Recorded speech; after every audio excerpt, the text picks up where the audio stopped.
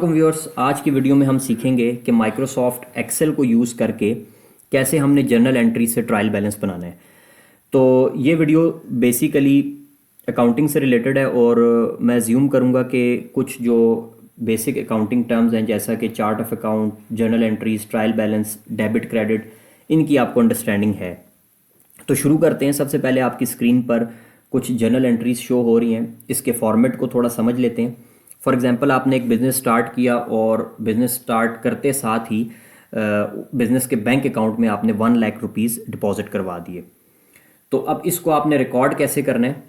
आपने यहाँ पे डेट दी 1 जुलाई, बैंक और 1 लाख, साथ डिस्क्रिप्शन आपने दे दी introduction of capital into business.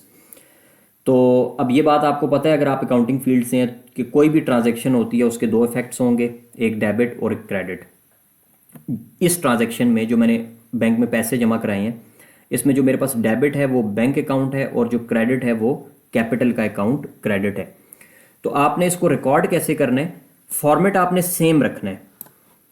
जिस तरह मैंने यहाँ बैंक लिखा और 1 लाख रुपीज़ लिख दिया और साथ जो दूसरा क्रेडिट अकाउंट है वो मैंने कैपिटल लिखा और 1 लाख रुपीज़ लिख दिया।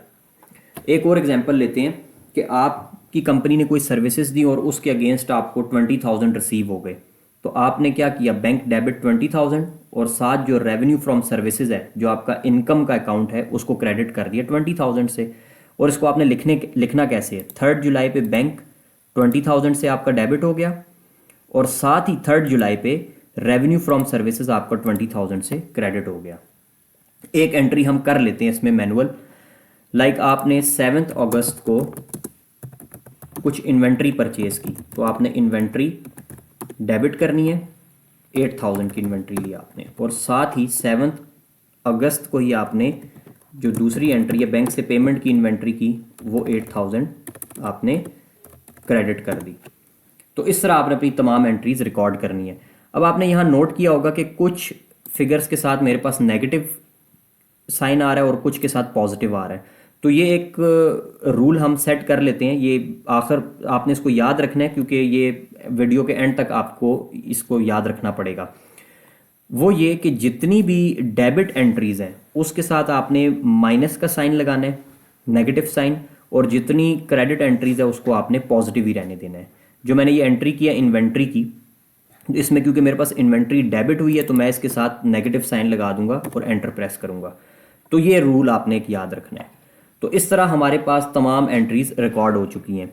अब आप देख रहे हैं इसी शीट में मेरे पास कॉलम ई में डेबिट आ रहे हैं और कॉलम एफ में क्रेडिट आ रहे हैं। तो यहाँ मैं अब डेबिट और क्रेडिट को सेपरेट लिखूंगा क्योंकि मैंने एक रूल दिया हुआ है, माइनस के साथ जो भी फिगर आएगी वो डेबिट होगी और प्लस के साथ जो फिगर आएगी वो क्रेडिट होगी। तो मैं यहाँ एक्सेल का एक फंक्शन यूज़ करूँगा मिनिमम के नाम से। ये मिनिमम आ गया और आपने मिनिमम टाइप करने के बाद टैब प्रेस करना है। अब आपसे वो पूछ रहा है कि नंबर 1, नंबर 2, तो इधर आप जितने भी नंबर देंगे उसमें से जो मिनिमम होगा वो इस सेल में टाइप हो जाएगा।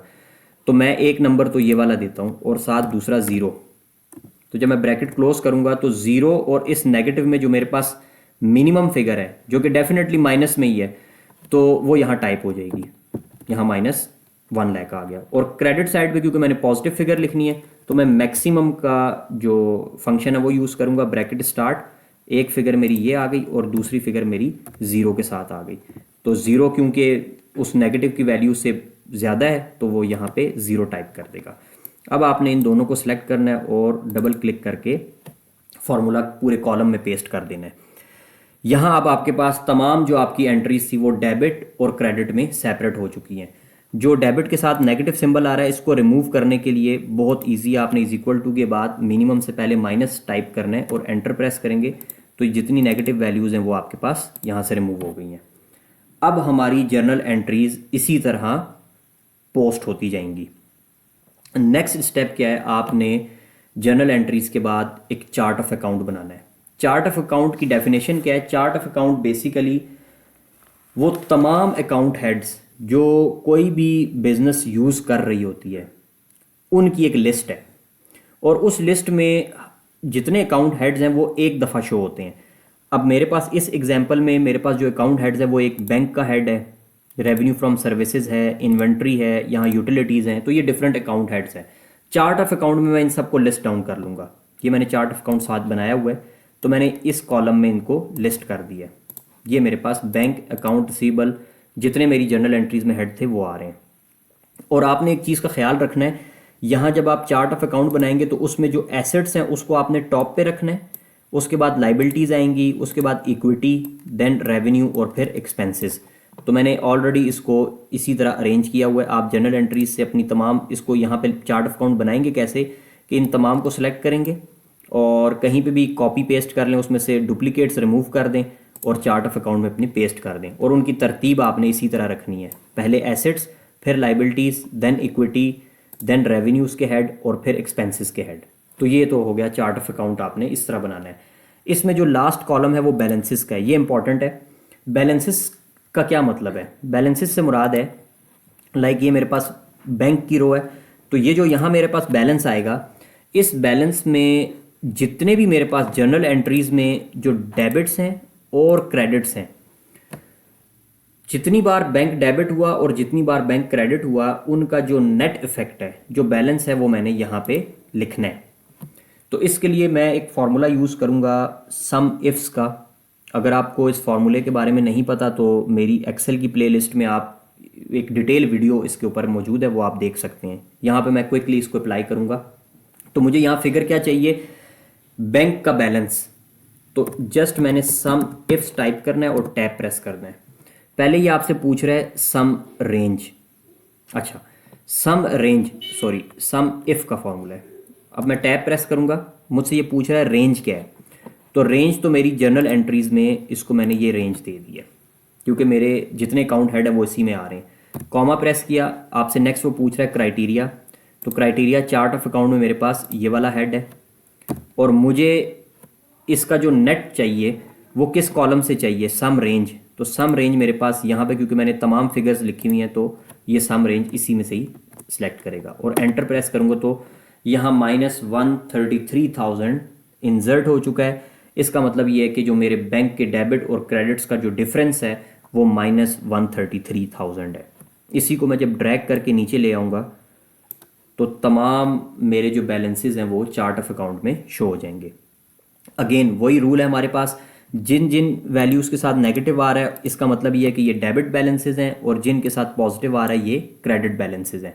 तो अब आपके चार्ट ऑफ अकाउंट में बैलेंसेस भी आ गए। तो फाइनल स्टेप जो हमारा है वो ट्रायल बैलेंस बनाना है। तो ट्रायल बैलेंस मैंने यहाँ पे फॉर्मेट तैयार किया हुआ है।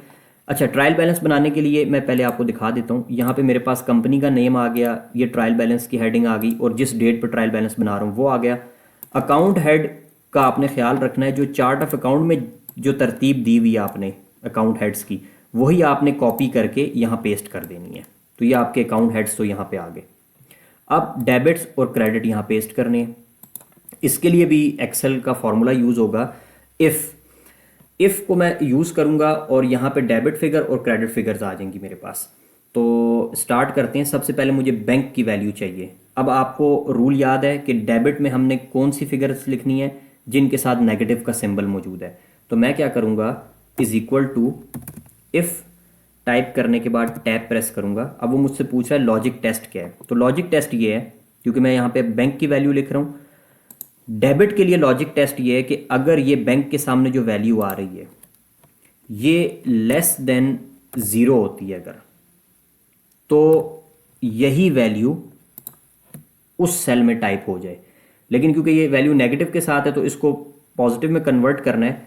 तो मैं क्या करूँगा कि इस वैल्यू को मल्टीप्लाई बाय -1 से मल्टीप्लाई कर दूंगा। अब मेरे पास वैल्यू पॉजिटिव में कन्वर्ट होके आ जाएगी। कॉमा, अगर ऐसा नहीं है कि वो वैल्यू जो है वो लेस देन 0 नहीं है, तो फिर वहाँ पे 0 ही टाइप हो जाए और एंटर प्रेस कर दूंगा। तो मेरे पास डेबिट में 1,33,000 आ गया।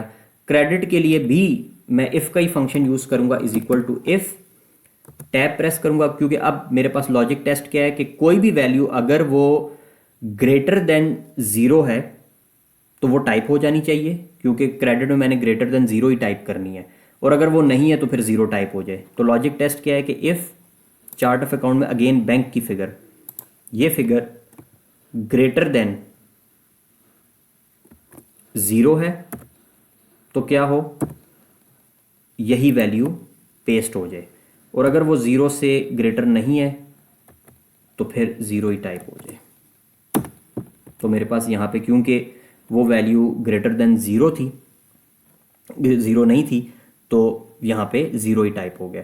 अब मैंने इन दोनों को सिलेक्ट करना है और इसको ड्रैग करके नीचे ले आना है। तो यहाँ आपके पास तमाम डेबिट्स में फिगर्स आ गई और यहाँ पे क्रेडिट्स में फिगर्स आ गई। जस्ट आपने इसका अगर आप टोटल करेंगे ऑल्ट प्लस प्लस और यहाँ पे भी ऑल्ट प्लस प्लस, तो आपने देखा कि आपके जितने डेबिट्स थे ट्रायल बैलेंस में और जो क्रेडिट्स थे वो इक्वल आ गए हैं। इसके बाद जो नेक्स्ट स्टेप होता है वो हमारे पास इसी ट्रायल बैलेंस को यूज़ करके प्रॉफिट एंड लॉस अकाउंट और बैलेंस शीट बनाने का स्टेप है। तो उसको फिर किसी वीडियो में डिस्कस करेंगे।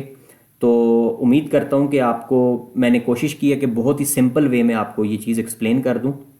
वैसे तो आजकल अकाउंटिंग सॉफ्टवेयर आ गए हैं, लेकिन अगर आपने एक्सेल में जर्नल एंट्रीज रिकॉर्ड कर रहे हैं और ट्रायल बैलेंस बनाना चाहते हैं तो ये काफ़ी आपके लिए हेल्पफुल रहेगा।